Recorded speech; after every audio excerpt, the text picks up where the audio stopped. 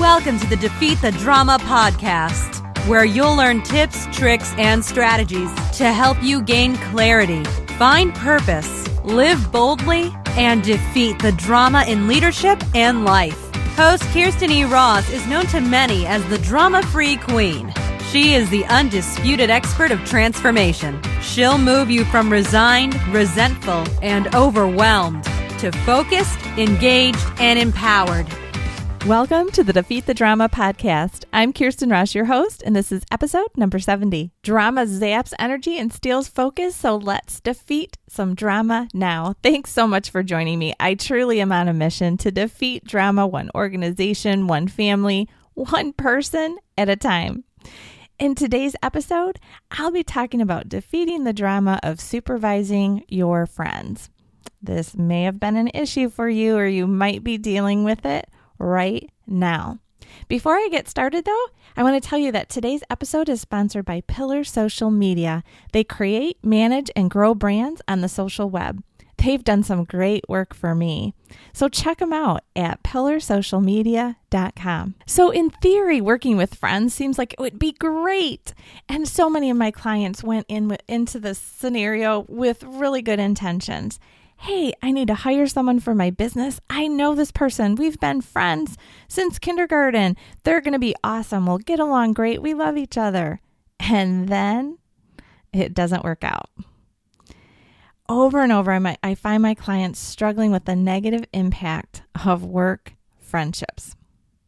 You know, we spend a lot of time at work, so it's bound to happen. We become friends with people at work. There are many ways you can end up supervising a friend. For instance, you worked together, you became friends, and then you got promoted to their manager. Now what?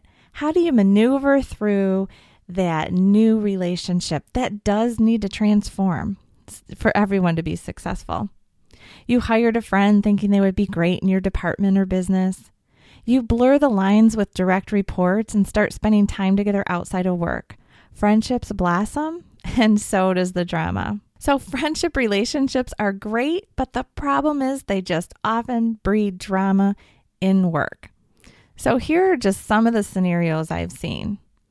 The line between friend and boss becomes blurred, and you let them get away with too much. You feel bad. You just think, I'm a friend. I need to be nice. I don't want to tell them what to do. I don't want to have them know that I'm feeling disappointed in them. I want to just have them feel like they're doing a great job. I feel bad disciplining them or giving them clear expectations. Drama. Or your employee begins to take advantage of the relationship, expecting preferential treatment, and is angry with you for treating them as an employee at work. This has happened to many clients. I've actually talked to a few people recently that are dealing with this right now. They're friends outside of work, and that employee is angry. Why are you using that tone with me? Why don't you care about all this stuff that's happening to me? You know, and they're trying to set boundaries and say, I'm happy to talk to you about this, but we have to talk about it outside of work. I need to be your manager here. And their friend is not understanding it. How about you spend a lot of time at work rehashing the fun you had over the weekend and planning your next escapade? Other employees become frustrated with your lost productivity. I've seen this one too. I've had clients where, they're roughhousing and wrestling and jumping on the computer and looking at stuff on YouTube and laughing and joking. And man, does the rest of the team get frustrated with those kinds of shenanigans. You do play favorites and plan to continue, but are becoming annoyed with the jealous or frustrated displays of the rest of the team. Maybe from your perspective, you're thinking, hey, this is my friend, deal with it. I am going to treat them differently. Or maybe you overcompensate and tend to be harsher with your friend/employee, causing tension between the two of you. So you want to prove to the rest of the team that you're not giving them preferential treatment, but you go a little overboard and you're actually harsher on them. I see this in family businesses sometimes too. Actually, a lot of these happen in family businesses as well. But instead of the friendship relationship, it's the family relationships that create it. Perhaps the two of you get distracted talking, goofing around, or playing practical jokes on each other at work. Or you have a fight with your friend outside of work over a personal issue, and then you have to work together the next day. and one or both of you aren't too good at setting those boundaries and keeping work life and personal life separate. The rest of the team has the inaccurate perception that your friend gets preferential treatment despite your best efforts. So that's that filling in the absence of fact, filling in the blanks with negative assumptions. So they just assume because they know that you're friends that person gets preferential treatment. They're going to get paid more. They're going to get the better hours. Every little thing that they perceive as them getting special treatment, they assign to the friendship. Maybe your friend is a rock star and you're treating them well because they do so well at work and you treat others well also. But that's not the perception of the team. So how do I define drama? If you've been listening to this podcast for a while, you know that I define it as anything that's just focused from where it should be on providing great service for your customers or clients or patients, whatever you call the people you serve. Friendships will happen at work, and you can have friendships without generating drama, but you have to have good boundaries and solid ground rules. I definitely recommend that you talk through these ground rules prior to. So sometimes you fall into the friend zone and you don't really have time to talk out the ground rules ahead of time.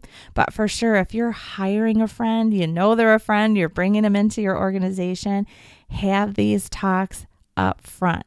And if it's just you fallen into friendship, you need to have this boundary setting, ground rule setting conversation soon. All right, so the first boundary / ground rule is no preferential treatment.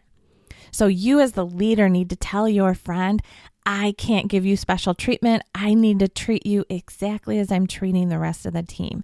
They need to understand that, not seek it out, not pressure you, not be frustrated with you for not giving them special treatment. Let's say that you need to work every other weekend as an employee and your friend says, hey, come on, give me all the Saturdays off. You can't do that as a leader. That will breed drama. So you have to tell them up front that that's the way it's going to be and they need to accept it with grace. The next one is no extra harsh treatment. Well, they should be happy with this ground rule, but together you need to talk about it, agree to it, and you know what? Ask them to let you know privately in a professional manner if they feel like you're being harsher, and then be open to receiving the feedback. The next is no goofing around or rehashing the weekend shenanigans. So don't bring your personal life into work. I mean, if you're on a short break or you're away from everyone, on a lunch break, it's okay to talk a little bit about the personal life, but the more other employees hear you talking and rehashing, the more they're going to decide that person's getting preferential treatment. It'll be annoying. It'll breed drama. You've got plenty of time outside of work. Pretend they're a different human being, if you can, when you're at work. You don't need to use work time to talk about the personal time that you've spent with your really good friend. Make sure that you treat all employees with respect. So everyone feels good. I've talked in the past about employees want to feel like they're acknowledged and appreciated. All employees want to feel that way. You will have more drama if you have a friendship in your business, if you have left that bucket empty for some of your employees. If some of your employees aren't feeling respected or appreciated, they're going to see any little thing that you do for that friend or any other employee, as a matter of fact, as, hey, what about me? I've done these extra things too, and you're not acknowledging me. So you know what? Make sure everyone's bank account for appreciation is full. That in general will give you less drama, but for sure you need to do that if you've got some friendship stuff happening in your department or your business. And then the fifth one is, where it may appear that there is preferential treatment, be prepared to share a bit more detail and not be defensive, but just share how you are being objective, how this isn't preferential treatment. So for instance, if for some reason, everyone's being asked to do overtime, but your friend isn't, or there's a certain job that everyone loves to do and it's really fun and your friend is going to do it that day. Make sure everyone knows, hey, I'm rotating through the schedule. It's their turn. Or here's why they're not doing the overtime this time. They put in a lot of extra hours 2 weeks ago. Something like that. Again, not from a defensive place, but just fill in some of the blanks. Number 6, if the relationship does cause drama and you're not able to work through the cause, one of you must move or go. Now, I'm talking about this extreme scenario here, and I hope it's not necessary, but I have seen it happen. One of you is interested in keeping the professional relationship and friendship separate while the other is not. Drama ensues. All efforts to minimize the impact fail. And like I said, I've seen this one quite a few times. It can be a long-standing relationship. You have a very structured, concrete, cemented relationship that you've built over time. And then it feels different when you're trying to work together, when you're trying to treat that person as a subordinate instead of your equal, instead of your friend.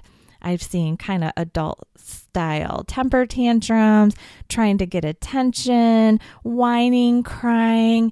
I've seen some sabotage behavior, a lot of crazy stuff as an employee becomes really frustrated trying to get that preferential treatment at work from their boss, who's their friend. And at the end of the day, the business must win. So if you're the one in the leadership role or the business owner and you don't want to compromise your position, the threat of job loss must be present and real. This is not an easy one, I know, but if you've entered the work friend zone, you have to be willing to go to the mat for your business and hope that the friendship can survive. The reality is, sometimes they don't, and I have seen that too. So once you're working together, you've kind of jumped down that rabbit hole and you don't know where it's going to go.